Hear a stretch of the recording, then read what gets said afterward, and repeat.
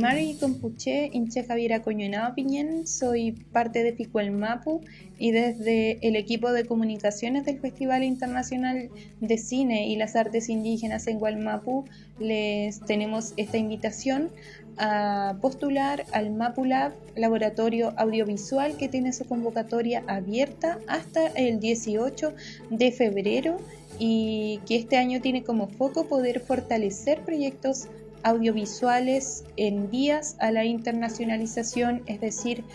a poder abrirse espacio en lo que es la industria cinematográfica. Los proyectos que pueden postular son aquellos de temática indígena o de pueblos afrodescendientes que se encuentren en ejecución. Vamos a priorizar a quienes vivan en Araucanía o regiones cercanas, entendiendo que hay una falencia de escuelas de cine en estos lugares y por eso vemos muy necesario fortalecer con espacios alternativos de realización y de formación. En esta versión del Mapu Lab va a tener harta fuerza lo relacionado a la producción audiovisual, en el desarrollo del pitch, en lo que es el plan de financiamiento. Para ello contamos con tremendos profesionales y toda esta información también la pueden encontrar en nuestra página web www.ficuelmapu.cl y les dejamos la invitación a que puedan postular de acá al 18 de febrero.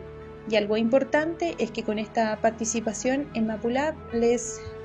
puede permitir abrirse también a otros espacios de formación como Conecta de Chile Doc, Corriente Lab, Acampa Doc y Sanficnet, espacios de formación nacionales e internacionales a los que podrán acceder con un pase directo a aquellos realizadores que hayan sido parte de este Mapu Lab y así también seguir creciendo en sus proyectos.